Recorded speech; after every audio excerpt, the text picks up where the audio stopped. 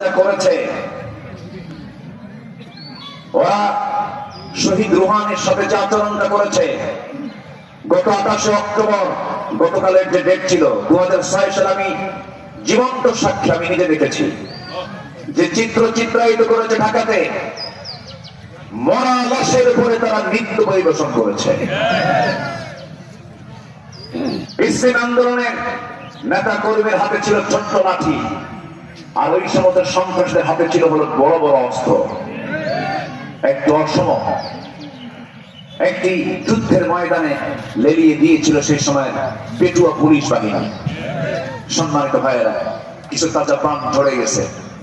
আমরা তাদের শাহাদাত আল্লাহর কাছে চাই, আল্লাহ তুমি তাদের শাহাদাতকে কবুল করে নাও।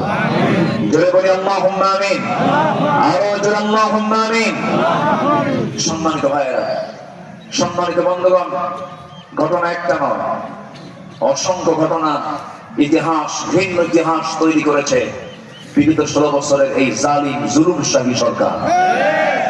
এখন আমাদের এই মোকাবেলা করতে হবে কি দিয়ে? ইদফা বিল্লাতি হিয়া আহসান। আমরা এটাকে মোকাবেলা করব হলো সুন্দর চরিত্র দিয়ে, ব্যক্তিগত মান উন্নয়নের মধ্য দিয়ে। জোরে বলি ইনশাআল্লাহ, জোরে বলি ইনশাআল্লাহ। তবে যারা খুন করেছ, যারা গুম করেছ, যারা হত্যা করেছ, তাদের কোনো ক্ষমা ইসলামও করে নাই, আমরাও করতে পারবো না। ঠিক কিনা? আল্লামা সাঈদীকে যে মেডিকেল টিম তাকে পরিকল্পিতভাবে হসপিটালে নিয়ে পয়জনিং করে হত্যা করেছে, অবিলম্বে সেই মেডিকেল টিম অফিসারদেরকে গ্রেফতার করা হোক।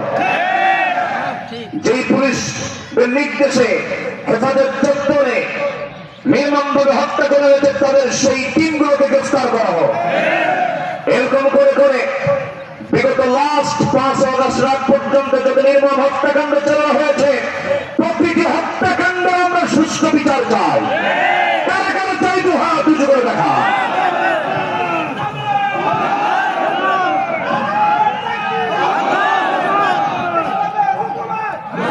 আরো জোরে আমিন। সূরাতুল আসর নামাজ আজকে থাকবে না, পড়বেন না? পড়ার দরকার আছে না নাই? আমরা একটু শেষের দিকে পড়বো। নামাজ কাজা হবে না তো কারো? কাজা হলে কিন্তু কমিটির খবর আছে, আর আমার তো আরো খামসার বক্তা ধরে আগে বক্তা মারা, আল্লাহ ছাড়বেন না। তো আমরা সেদিকে খেয়াল করি। আমি ধীরে ধীরে আমার আলোচনার গভীরে যেতে চাচ্ছি। সম্মানিত ভাইয়েরা, মুমিনের কিছু সৌন্দর্য আছে।